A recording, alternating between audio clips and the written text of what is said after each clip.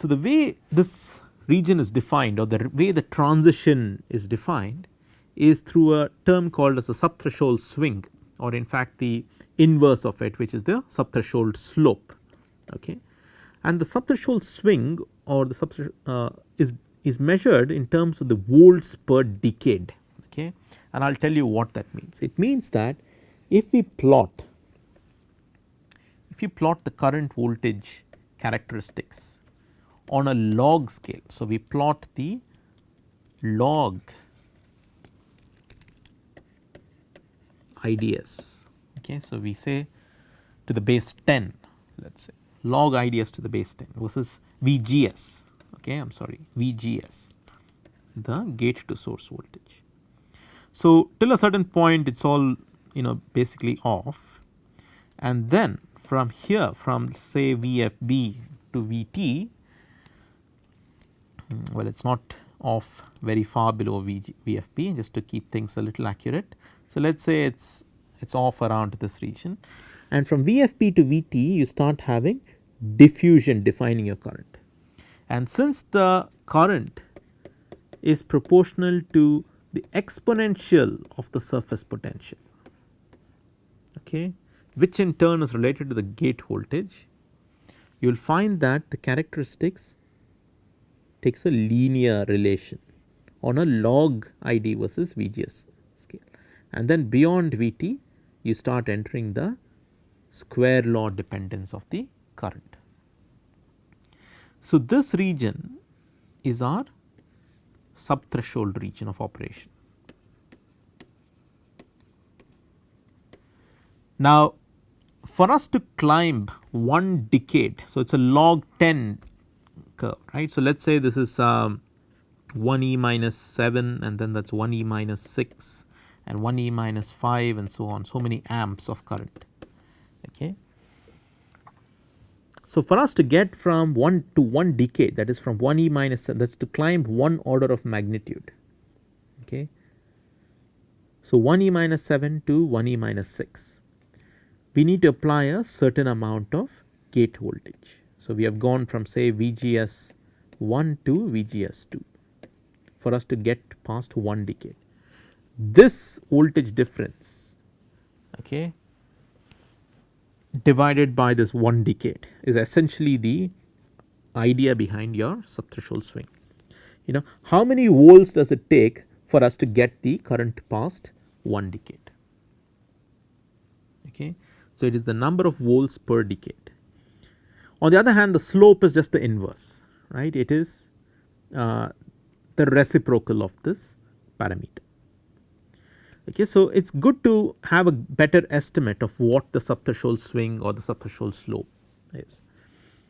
So, the subthreshold swing is defined by dVGS by d log 10 IDS, okay, which we will rewrite as dVGS by d phi s, because VGS is nicely connected to the surface potential, into d phi s by d natural logarithm of IDS, and we will make a correction for the natural log to base 10 log conversion.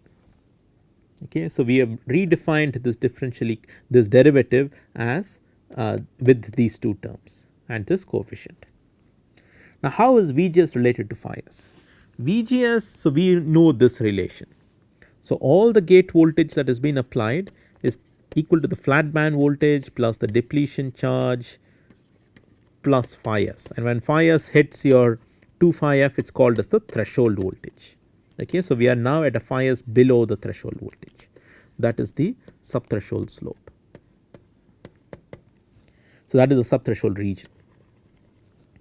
So, we know that VGS is equal to VGS minus VFP is equal to phi s plus Q depletion by Cox.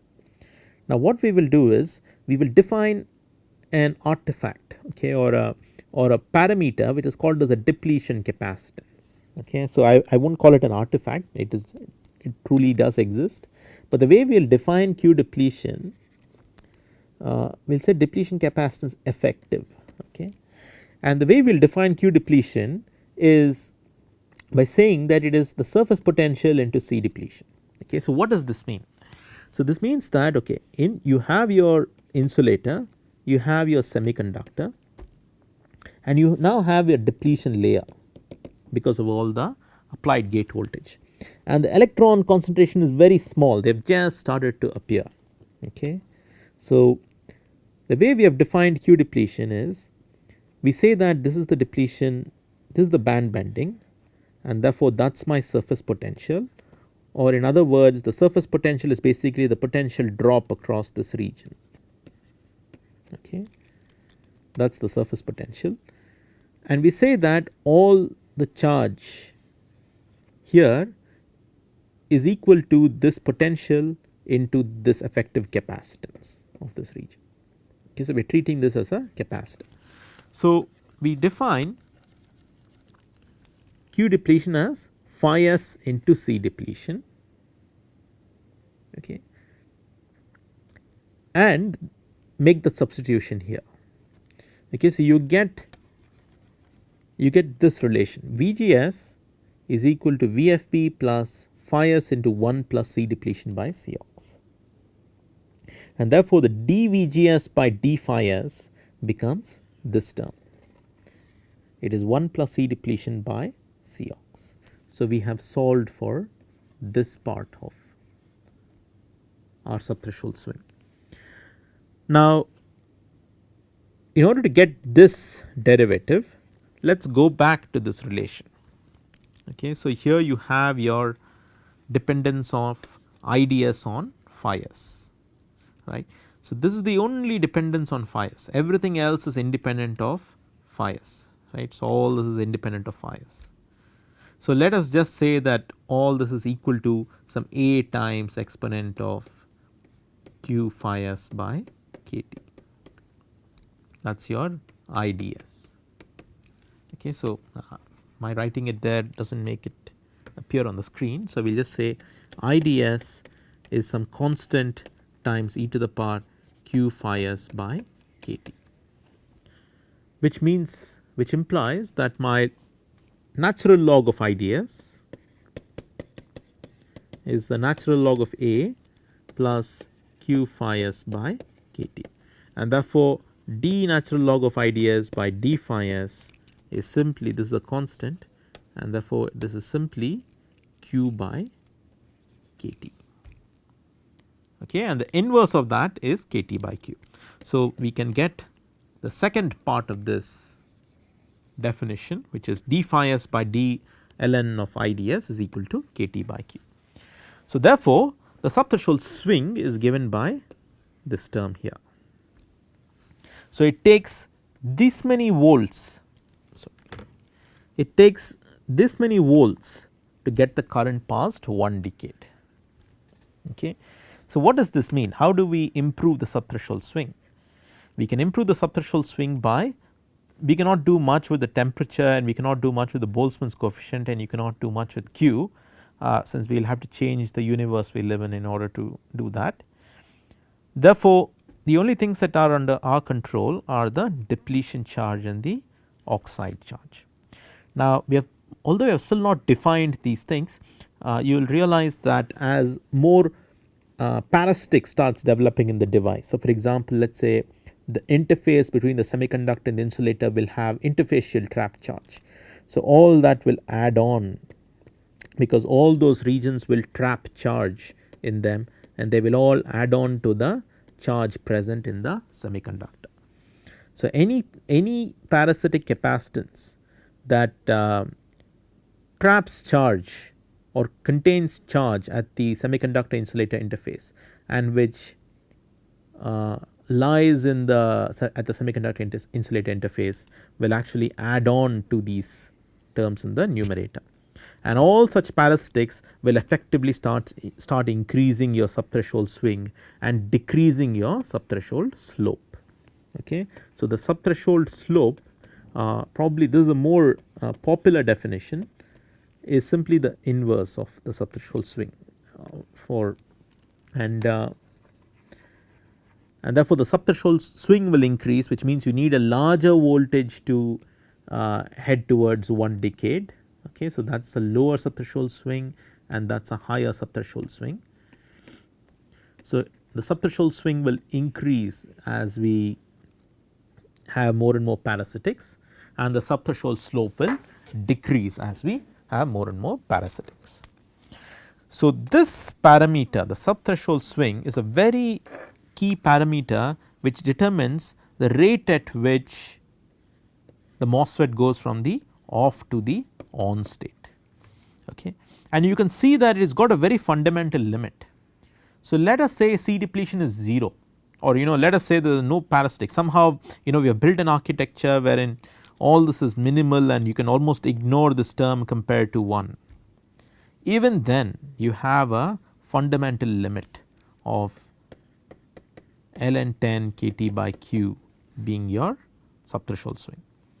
But if let us say C depletion plus C is equal to C ox, okay. So, you could say that this is a basic limit for us to what do you say, there is a limitation of this order in the subthreshold swing. You can't do too much better than this using this present MOSFET configuration. So, therefore, in order to overcome this barrier, we need to re-engineer the MOSFET architecture, okay. And you have many such architectures which try to overcome this barrier, although we will not be talking about them in this course.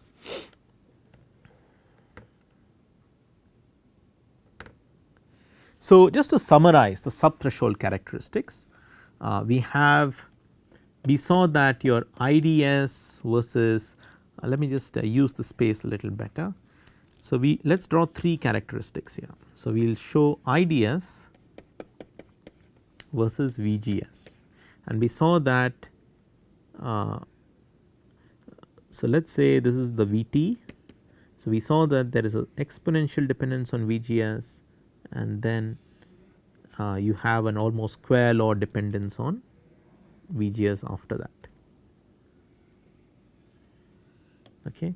So, you will find that the characteristics of a MOSFET all look like this as you plot the IDS versus VGS. So, this is the transfer characteristics of the MOSFET for different VDS.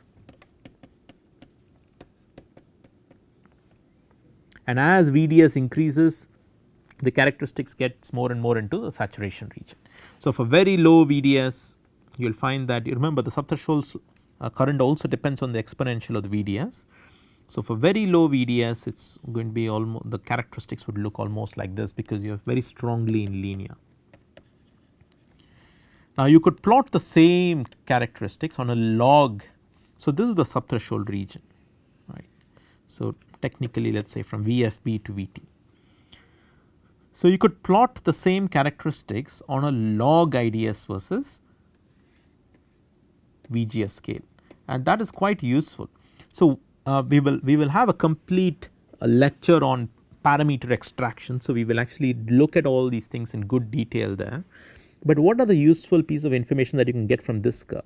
From the slope of this curve at very low VDS, or even at any other VDS, if you know the VDS, it is possible to extract this parameter mu Cox W over L, and from that we know what mu is. Okay. If you know the insulator thickness, we can guess what Cox is, but in order to get Cox, we can always do a capacitance voltage curve, okay, and you will find that you know what Cox is. So, if you know Cox and you know the aspect ratio, because we have designed the transistor and we know the geometry of it, we can calculate what mu is from the slope of this curve. But from the log IDS, it is the same data, right. You take the transfer characteristics, the same experimental data sets, and you plot it on a log IDS versus VGS curve. And what you will find is that you will find that the characteristics shows this almost linear relation, and then it bends off, okay, and this region is the subthreshold region, and that region is the linear or saturation region of operation, that is all above threshold. So, in the subthreshold region, you are technically expected to get a straight line because of the purely exponential dependence. But having said that, when we talk about non-crystalline semiconductors, we will see that there are some variations in the subthreshold slope itself because of the existence of states inside the band gap. But for now, for this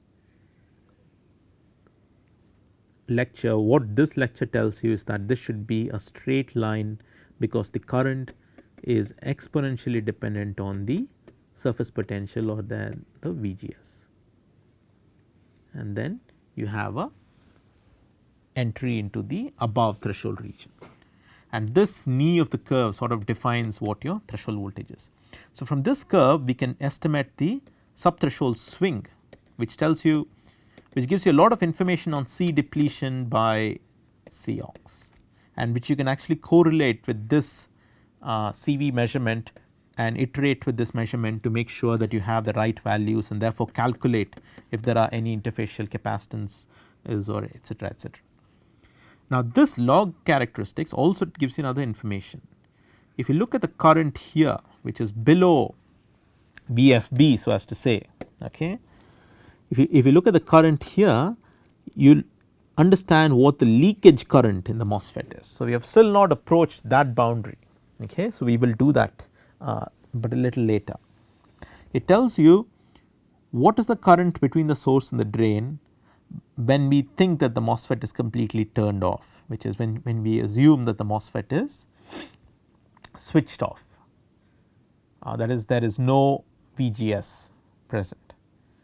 Okay, so, there is VDS, but there is no VGS, and what is the current through the MOSFET, or the VGS is below VFB. So, what is the current through the MOSFET? So, we will talk about the leakage mechanisms in a MOSFET a little later. And the third plot that we looked at was the output characteristics, which is very useful when we design circuits, because it tells us a lot of things about the resistances. So, this is IDS versus VDS, which is the output characteristics of the MOSFET, and that had a form like this, okay. And as you increased VGS, you found that you can get these different family of curves, you can get these different curves, and as we increased VDS, we went from the linear region to the saturation region, okay. And also we looked at channel length modulation, which did not allow these curves to be perfectly flat, but instead gave a dependence on the saturation, provided a dependence of VDS on the for the saturation current.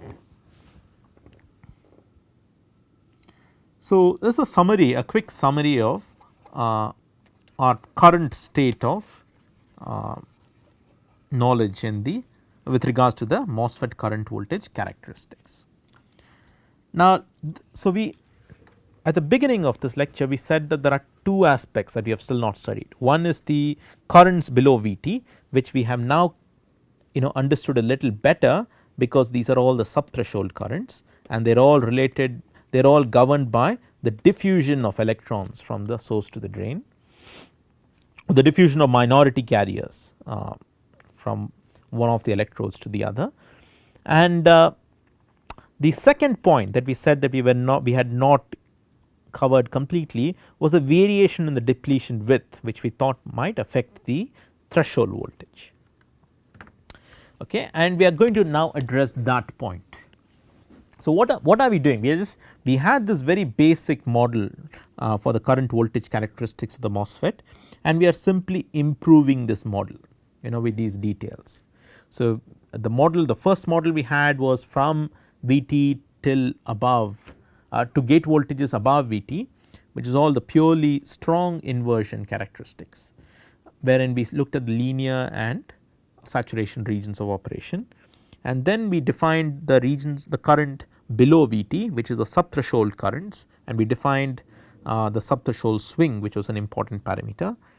And now we are defining the current voltage relation a little more accurately, okay. Although we will just introduce the ideas behind this, but not actually use this for many other purposes, but this is a more accurate model.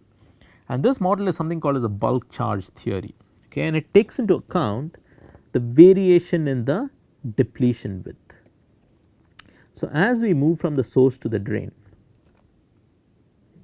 the initial model, I mean just to restate the introduction, as we move from the source to the drain, not only does the channel charge decrease, but the depletion width is also supposed to vary, and because that is because the p-n junction here is, this p-n junction is more strongly reverse biased as compared to this p-n junction, and this depletion with variation creates an inaccuracy in the way we defined the channel charge. So, in the previous case we had assumed that the VDS is very small, so therefore we got away with many things. We said that the VDS is very small and therefore the depletion width does not change too much, and that is our channel charge, and that Qn is simply equal to your Cox into Vgs minus Vt minus Vc by H, okay, or the charge per unit area is Cox into Vgs minus Vt minus Vc, where the Vt was treated like as though it is a constant, okay. But in reality, as if you take a section here and if you take a section here, since the Vds is different or since the Vc is different, the depletion width is also different, okay. So, it becomes more prominent in this case. So, if I were to take a section here and a section here, the depletion width is suddenly increased, right. So, the depletion width here is XD2, the depletion width here is XD1, and XD2 is clearly greater than XD1. And since the depletion charge depends upon the XD, the threshold voltage in this region has to be greater than the threshold voltage here, and that variation in threshold voltage was completely missed out in our study, because we went from very low VDS and directly into saturation by simply substituting VDS is equal to VGS minus VT, okay. So, that is the little gap in our model, and what we will do now is that we will completely we will try to see how that gap can be corrected for. So, the Vt is got 3 milestone, it is the flat band, you first reach the flat band voltage and then you do Q depletion by Cox, you deplete the region and then you bring the surface potential to equal to 2 phi f. Now, the problem is with Q depletion, right, it is not with phi f is purely dependent on the acceptor ion concentration, VFP is completely dependent on phi ms, and it is only the Q depletion that depends on the value of XD, and it is QNA times XD by Cox. So, as XD varies, Vt must vary. So, near the source side, okay, that is at XD at y equal to 0, this is our XD, that is the depletion width, okay. And near the drain side you have a larger what do you say, depletion width, and that is given by this term. You are all now already very familiar with how to define depletion width in terms of the surface potential, and at any point y, this is the depletion width, it depends upon the potential of the channel there. Therefore, we can correct for our relation of Qn, okay, in this particular manner. So, we will define, so this should we will try to define, this should be Qn into H, okay. It is the the free carrier concentration per unit area, okay. So, particularly I am looking at, or let me just say capital N here, okay. It is the inversion carrier concentration per unit area and not per unit volume, okay, and that is equal to Cox into Vgs minus Vt minus Vc, just like the way we defined, but the Vt is computed at the source, which means using an XD value that is present near the source, which is close to the equilibrium XD value of the p-n junctions, okay. So, we will use that Vt, but then we will correct for it by saying that instead of, you should have we should have actually been using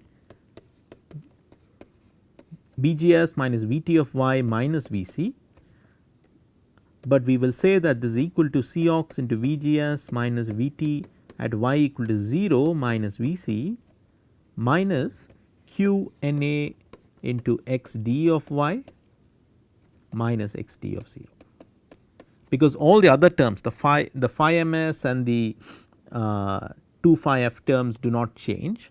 It is only this term that we will correct for. Okay. So, essentially we are subtracting Qna xdo and instead adding Qna xdy to this relation here, to this Vt here. And by making this correction, we can now rewrite the differential equation for the drain to source current. We say that IDS is Q n mu electric field into area, where this area is your once again it is the W into H, where the H cancels off, and we say that the current voltage relation or the differential equation that you need to solve is IDS is equal to W into mu into this particular term into dVc by dVy. Okay, and what is this term? This term is nothing but your corrected channel charge per unit area, per unit volume, because the H is cancelled off. So, this is the H and that is cancelled off. So, that is the channel charge. Okay. And you saw now if you see the Vc term appears in your differential equation here as well as here. So, earlier we did not have this term and therefore, we ended up with a square law model, but now with this term being present and you have a Vc to the power half and a Vc term, the model is going to be slightly more complicated than a square law, but it is going to be more accurate because it takes into account the variation in xd. So, this theory is something called as a bulk charge theory, and it generally predicts a lower amount of current. Okay. So, if that was the square law model, the bulk charge theory predicts a current that is slightly lower. And the second point is that the way you define the saturation VDS, that is in the square law model, the VDS saturation, that is the VDS of beyond which the transistor entered saturation, was defined as simply any VDS greater than or equal to VGS minus VT. That definition will change a bit because your current voltage characteristics has now changed. But it is up to you to solve for this exact differential equation as a homework, although in one of the assignments I will put out the exact solution. We will have this as an assignment question, due to which and it is due to that reason that I have not given out the answers here, but we will discuss the exact answer when the solutions to the assignments are presented. So, these are the two key points: the subthreshold slope, the understanding of the subthreshold current, and the bulk charge theory model, which sort of refines the current voltage characteristics that we develop.